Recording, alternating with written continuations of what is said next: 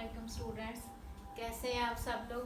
अच्छा, आज हमारी एक्सरसाइज के कुछ क्वेश्चंस रहते थे। ठीक है, आज हम वो करेंगे। सबसे पहले क्वेश्चन नंबर है एक्सरसाइज नंबर 1.1, ये हमने स्टार्ट की हुई थी। क्वेश्चन नंबर 7 है। ठीक है, तो उसमें है पैरामीट्रिक इक्वेशंस का जिक्र। ठीक है, तो उसके लिए मैं सबसे पहले पैरामीट्रिक इक्वेशंस की डेफिनेशन आपको करवाऊंगी। पैरामीट्रिक इक्वेशंस या पैरामीट्रिक फंक्शंस किनको बोलते हैं। समटाइम्स बाज़ किसी भी कर्व को if a curve is described by expressing both x and y as a function of third variable t या और theta which is called parameter. The equations of the type x is equal to f of t and y is equal to g of t are called parametric equations of the curve। ठीक है, इसको मैं आपको example मतलब x और y को दोनों को किसी थर्ड वेरिएबल की फॉर्म में एक्सप्रेस किया जाता है। ठीक है, उन कर्व्स को उन इक्वेशंस को पैरामीट्रिक इक्वेशंस बोलते हैं। x और y को किसी थर्ड वेरिएबल की फॉर्म में एक्सप्रेस किया जाता है। वो वेरिएबल थीटा भी हो सकता है, टी भी हो सकता है, कोई और भी हो सकता है, आर हो सकता है। ठीक है, और उसको हम पैरामीटर बोलते हैं। जैसे फॉर एग्जांपल अगर इक्वेशन हो हमारे पास x square plus y square is equal to a square, this is an equation of circle. ठीक है, तो इसके लिए एक्स और वाई इस कर्व में इन्वॉल्व हो रहे हैं। ठीक है, तो एक्स और वाई को एक्सप्रेस करना है in terms of third variable. इसकी पैरामीट्रिक इक्वेशंस क्या होंगी, x is equal to a cos of theta and y is equal to a sin of theta. हम यहाँ पे थीटा भी ले सकते हैं, t भी ले सकते हैं, मोस्टली ये t और थीटा ही लिए जाते हैं। ठीक है, ये इक्वेशंस जो हैं ये क्या कहलाएंगी, parametric equations of this circle. Is it clear.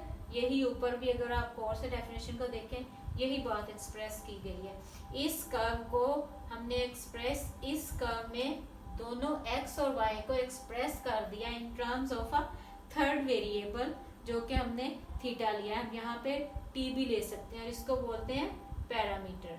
These equations, फिर किनको कहना है, these equations are called parametric equations.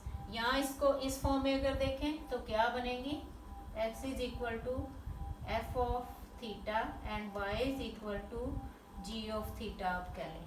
ठीक है, ये पैरामीट्रिक इक्वेशन कहलाएंगी। इस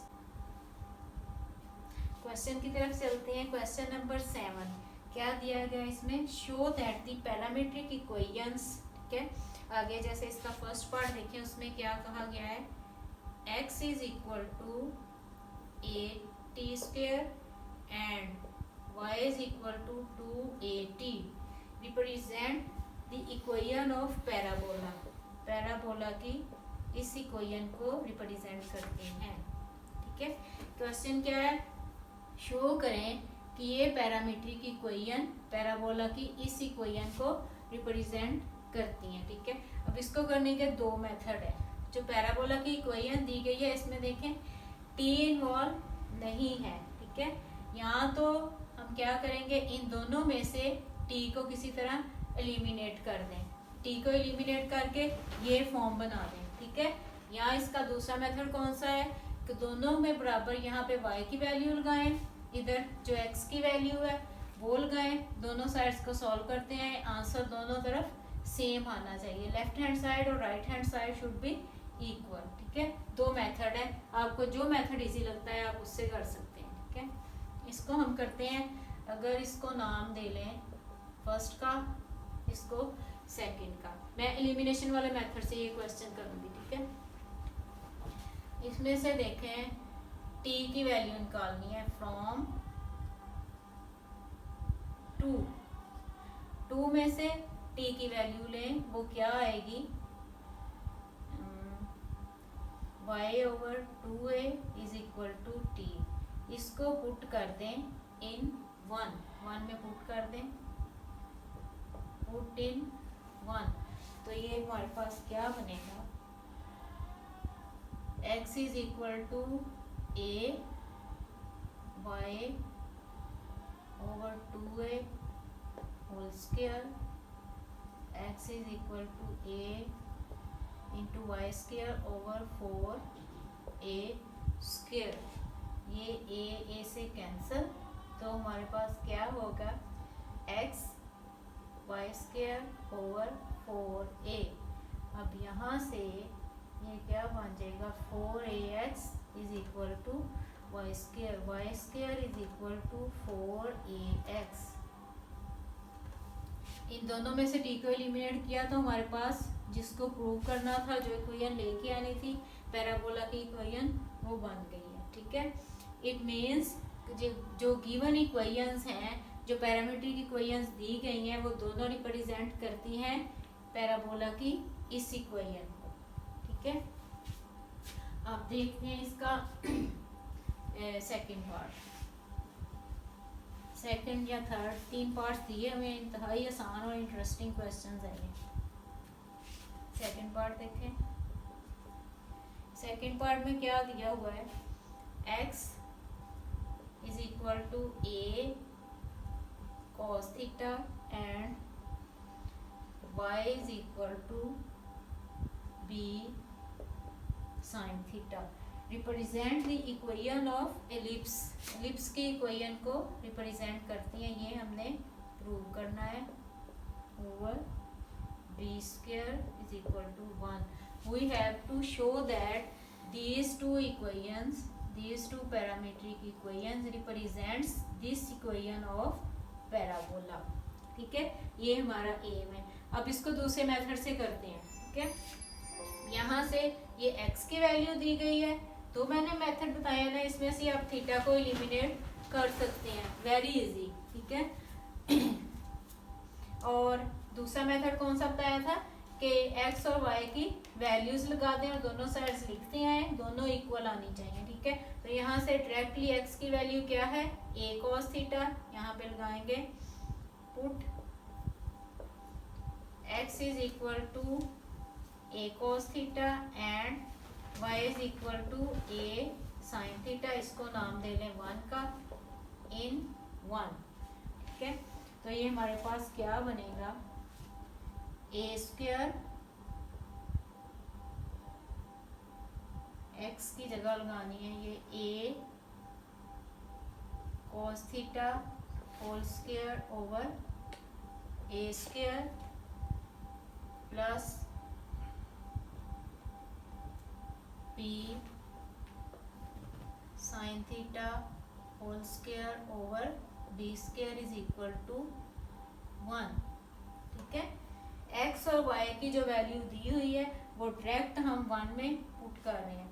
ये आ जाएगा a square cos square theta over a square plus b square sin square theta over b square is equal to 1. ये a स्क्वायर से कैंसिल, b स्क्वायर से कैंसिल.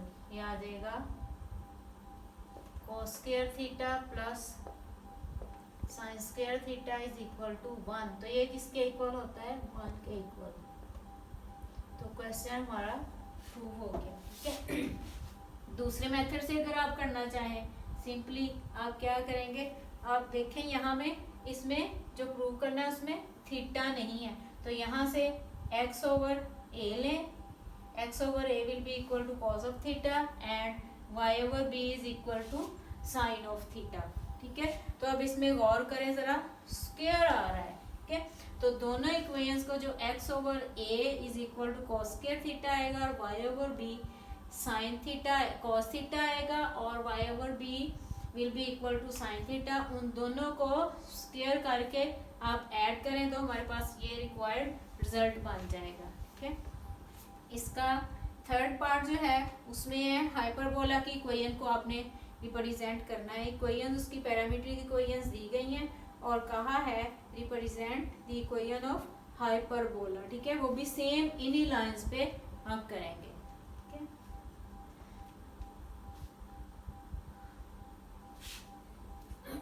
उसके बाद है आगे question number 8.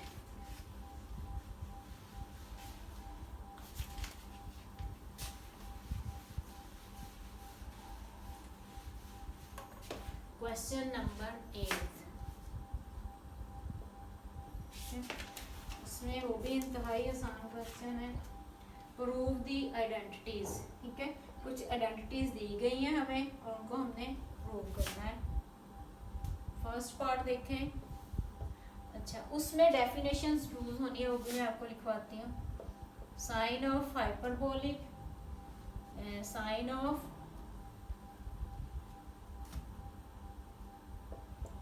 Of hyperbolic 2x is equal to 2 sine of hyperbolic of x into cos of hyperbolic x, ठीक है। इसमें कुछ डेफिनेशन यूज होनी है हाइपरबोलिक फंक्शंस की। Sine of hyperbolic x is equal to e power x minus e power minus x over 2, ठीक है। Cos of hyperbolic x is equal to e power x plus e power minus x over 2, ठीक है। जो हमारे पास यहाँ पे angle में आ रहा है, ठीक है, वही इसकी पावर होगी। लेट्स सपोज अगर एंगल में आ रहा है साइन ऑफ हाइपरबोलिक 3x, तो इसकी डेफिनेशन क्या बनेगी? e power 3x minus e power minus 3x over 2, ठीक है। जो एंगल में आएगा वही e की पावर में जाएगा, ठीक है। अच्छा, ये दो तो हमने कर ली। अब इसके बाद जो टेंजेंट वाली है, टेंजेंट वाली जो है वो डिवाइड करके आएगी, ठीक है। वो क्या बनेगी? Tangent of hyperbolic x is equal to e power x minus e power minus x over e power x plus e power minus x, ठीक है। इसके बाद कॉसिकेंट वाली इससे उलट होगी, इसका रेसिप्रोकल ले लेंगे 2 over e power x minus e power minus x second hyperbolic x, इसका रेसिप्रोकल आएगी 2 over e power x plus e power minus x, और कोटेंजेंट हाइपरबोलिक x, इसका reciprocal e power x plus e power minus x over e power x, ठीक है। ये definitions इन questions में use होंगी। First part करते हैं इसका।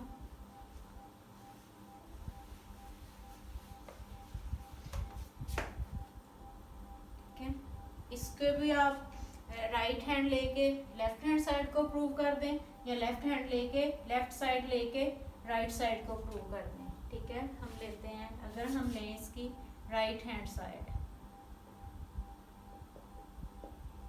अगर हम लें राइट हैंड साइड, यहाँ से solution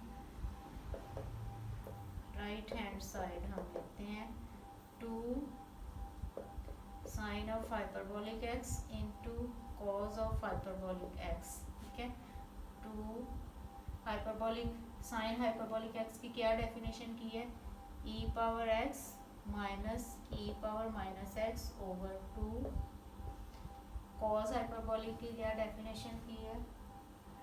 e power x plus e power minus x over 2, ठीक है। ये आ जाएगा 2/4। इसकी सिंपल मल्टीप्लिकेशन करेंगे, a माइनस बी वाला formula, a plus b into a minus b, ये फार्मूला लगेगा।